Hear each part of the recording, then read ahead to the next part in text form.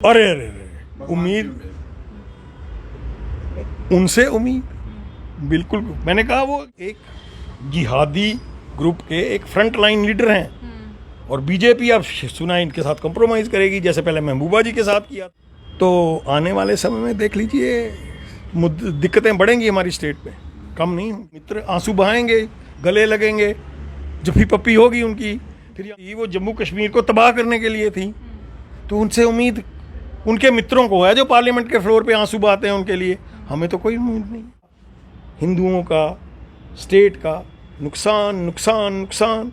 Ground reality से हम आपको हमेशा रियलिटी दिखाने की कोशिश करते हैं, और वहीं पर बात करें या जिस तरीके से कश्मीर घाटी में लगातार टारगेटिंग किलिंग देखने को मिल रही है, आपने पहले भी देखा होगा, मैंने आपको पहले भी दिखाने की छोटी सी कोशिश की थी कि जिस तरीके से वहां पर लेबर को आतंकवादियों के द्वारा गोली मार दी जाती है। और पिछले समय की बात की जाए तो बिहार से लेबर था, उन्हें मार दिया गया। और वहीं पर इस वक्त हमारे साथ पन्नून कश्मीर कमेटी के मेंबर्स हैं, इनसे बातचीत करें कि इनका क्या कुछ कहना। सबसे पहले तो सर मैं यही पूछना चाहूंगी कि क्या लगता है आपको कि वहां पर जिस तरीके से टारगेटिंग किलिंग देखने को मिलती है, तो क्या लगता है आपको कि कहीं वो खत्म होगी या फिर और देखने को मिलेगी? देखिए, टारगेट किलिंग जो है वो एक आजकल कहा जा रहा है कि एक हाइब्रिड वारफेयर कश्मीर में इंट्रोड्यूस हो गया है। उस हाइब्रिड वारफेयर में आपको लश्कर नहीं बनाने, आपको नेबरहुड में ही काम करना है सारा, और स्मॉल वेपन्स का इस्तेमाल करना है। इस पे बहुत चिंता है हमारे जो सिक्योरिटी एक्सपर्ट्स हैं, लेकिन सरकार की तरफ से इस पे कोई बयान नहीं आया है, होम मिनिस्ट्री की तरफ से भी नहीं आया है। तो ऐसे वातावरण में जो हमारे वहाँ पे कुछ लोग रह रहे थे, जिनमें बड़ा तबका एक एम्प्लॉयमेंट जो पैकेज रहा प्राइम मिनिस्टर का उसके तहत थे, और कुछ लोग वहाँ पे गए थे चुनाव लड़ने लोकल बॉडीज़ के लिए। तो आपने देखा कि उन सब लोगों को धीरे धीरे करके महीने में एक दो को मारा जाता रहा है। और वही लोग नहीं हैं खाली, जैसे आपने खुद कहा बिहार से हैं कुछ लोग, राजस्थान से हैं कुछ लोग, जो वहाँ पे काम कर रहे हैं या रहने की प्रक्रिया में शायद रहें अब आगे जाके। तो इन लोगों को वो टॉलरेट नहीं करेंगे। ये मैसेज भारतीय राजतंत्र के लिए है कि हम कश्मीर में रिहेबिलिटेशन ऑफ नॉन मुस्लिम्स को टॉलरेट नहीं करेंगे। दूसरा, आप कश्मीर में अगर कोई चेंजेस लाने की कोशिश कर रहे हो तो वो हमें मंजूर नहीं है। हमें निज़ाम मुस्तफ़ा वाला कश्मीर चाहिए और हम उसको बना के रहेंगे। गवर्नमेंट ऑफ इंडिया ये जो एलिमेंट है इसको डायरेक्टली टैकल करने के लिए या इसको सामने उसको फोर्स फेस करने के लिए तैयार नहीं है, क्योंकि गवर्नमेंट ऑफ इंडिया भी जो है वो एक झूठ का सहारा ले रही है कि अब तो 370 चला गया, अब सब वातावरण ठीक है, अब जाओ वहाँ रहो। आपको याद होगा मीनाक्षी लेखी जी ने ही पिछले साल एक कहा था कि अब क्या मुश्किल है हिंदुओं इनको, ये कश्मीरी पंडित अब जाएं वापस। तो इस प्रकार जैसे कोरोना के पीरियड में लेबर जो था, माइग्रेंट लेबर, वो वापस चला गया अपने राज्यों में, इनको भी चले जाना चाहिए। तो ये एक टोटल लैक ऑफ एम्पैथी है, ये संवेदन शून्यता है, और सच को स्वीकार नहीं करना कि वहाँ जिहादी वातावरण है, वहाँ पे अहले हदीस पहले से भी ज़्यादा स्ट्रांग हो गया है, वहाँ पे हाइब्रिड वारफेयर जो है वो नेबरहुड्स में चल रहा है, वहाँ पे मिलिटराइजेशन ऑफ कश्मीरी सोसाइटी हो चुकी है। इन सत्यों से वो देश भर को छुपा के रखना चाहते हैं, उनको इस सत्य से परिचय ना हो ताकि वो डंका बजा के कह सके कि हमने कर दिया।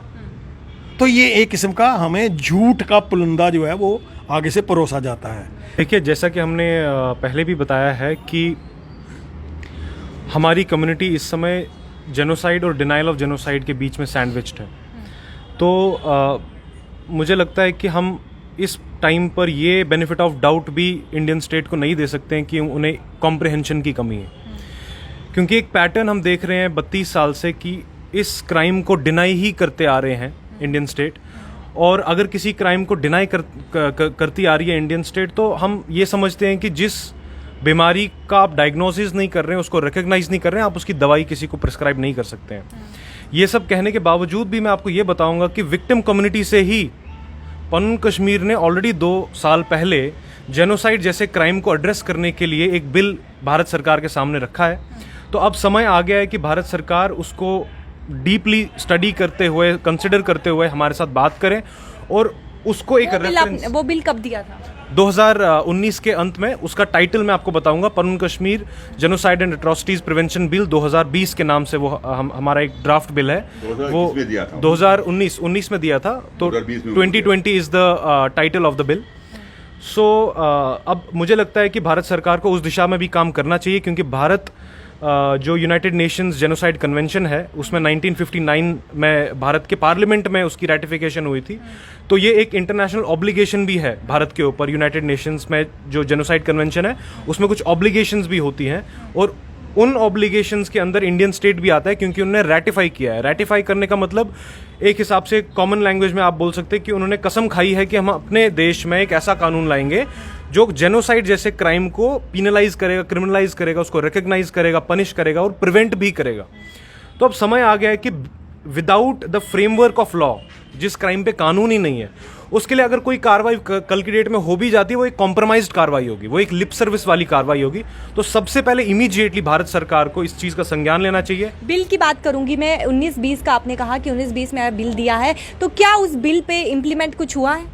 अभी तक भारत सरकार की ओर से उसकी कोई इम्प्लीमेंटेशन नहीं हुई है, लेकिन मैं आपको ये बता सकता हूँ कि पनून कश्मीर ने ऑफिशियली प्रधानमंत्री जी को और भारत सरकार की जो भी हाई ऑफिसेज है, कंसर्न्ड ऑफिसेज है, उनके सामने ये बिल है अभी भी, उनको ये कंसिडर करनी चाहिए। बिकॉज जैसे मैंने आपको बताया, जब तक किसी क्राइम पर कानून नहीं है आप उसको एड्रेस नहीं कर सकते हैं। गुलाम नबी आज़ाद की पार्टी जो है, क्या आपको लगता है, उम्मीदें हैं आपको गुलाम नबी आज़ाद की पार्टी से? गुलाम नबी आज़ाद जी वो व्यक्ति हैं जिन्होंने अमरनाथ, जब उनके लैंड की डिमांड की गई और डिमांड गवर्नर्स के द्वारा की गई थी जो चेयरमैन थे श्राइन बोर्ड के, उन्होंने उसका इनकार किया और उसके कारण इतना बड़ा एक यहाँ पे वातावरण का निर्माण हो गया, जिसके कारण अमरनाथ की जो श्राइन बोर्ड को लेके इतनी बड़ी आंदोलन 6 महीने तक जम्मू और कश्मीर जो थे अस्त व्यस्त रहे। ये गुलाम नबी आज़ाद जी का कंट्रीब्यूशन। उनका दूसरा कंट्रीब्यूशन है ये जो इन्होंने वो स्याही क्या बोलते हैं, रोशनी एक्ट लाया। और तीसरा इनका कंट्रीब्यूशन, इन्होंने शरिया लॉ जम्मू कश्मीर में इंट्रोड्यूस किया। तो ये तो एक जिहादी ग्रुप के एक फ्रंट लाइन लीडर हैं, और बीजेपी अब सुना इनके साथ कंप्रोमाइज़ करेगी, जैसे पहले महबूबा जी के साथ किया था। तो आने वाले समय में देख लीजिए दिक्कतें बढ़ेंगी हमारी स्टेट में, कम नहीं होंगी। आपको कोई उम्मीद नहीं है? किसकी उम्मीद कह रहे हो आप? गुलाम नबी आज़ाद साहब की। अरे अरे उम्मीद, उनसे उम्मीद बिल्कुल। मैंने कहा वो जिहादी इंसान है भाई। 3 बातें मैंने गिना दी, तीनों बातें जो थी वो जम्मू कश्मीर को तबाह करने के लिए थी। तो उनसे उम्मीद उनके मित्रों को है जो पार्लियामेंट के फ्लोर पे आंसू बहाते हैं उनके लिए। हमें तो कोई उम्मीद नहीं है। वो मित्र आंसू बहाएंगे, गले लगेंगे, जफ्फी पप्पी होगी उनकी, फिर यहाँ पे सरकार बनाएंगे। फिर वही होगा जो पीडीपी और बीजेपी के टाइम हुआ।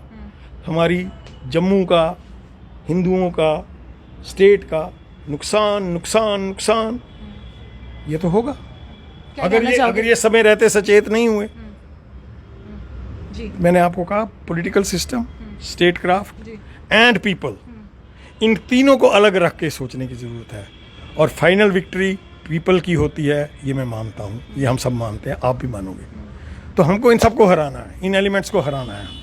जिस तरीके से कश्मीर में टारगेटिंग किलिंग देखने को मिल रही है, और वहीं पर बात करें एम्प्लॉयज़ की, तो एम्प्लॉयज़ भी धरना प्रदर्शन पे बैठे हैं, क्योंकि उन्हें कहा जा रहा है कि आप कश्मीर में जाके अपनी सेवाएं दें। लेकिन बात करें इनकी हक की, तो जिस तरीके से इन्होंने बिल जो है प्रधानमंत्री के सामने रखा है 2019 और 2020 में, जिस तरीके से इन्होंने कहा कि बिल प्रधानमंत्री के सामने रखा है, लेकिन अभी तक कोई भी इम्प्लीमेंटेशन वहाँ पर नहीं हुई। और यही चाहते हैं कि कॉन्स्टिट्यूशन राइट जो है वो कश्मीर के पंडित को, लोगों को, हिंदू की बात करें, पंडित की बात करें तो उन्हें दी जाए। और उम्मीद की बात करेंगे, जिस तरीके से इन्होंने कहा है कि हमें गुलाम नबी आज़ाद साहब से, इनसे पूछा गया कि क्या गुलाम नबी आज़ाद साहब से आपको उम्मीद है, तो इन्होंने साफ तौर पर कहा कि हमें उनसे कोई उम्मीद नहीं है, हम अपना हक लेकर रहेंगे। जी बिल्कुल। और इनके हक की बात करें तो इनका यही कहना है कि हमारा बिल जो है वो उस पर इम्प्लीमेंटेशन होनी चाहिए। जिस तरीके से इन्होंने कहा कि कॉन्स्टिट्यूशन राइट जो है वो मिलना चाहिए। देखते रहिए टीवी नेटवर्क। शिल्पा शर्मा के साथ, न्यू अपडेट्स के साथ कैमरामैन गोपाल।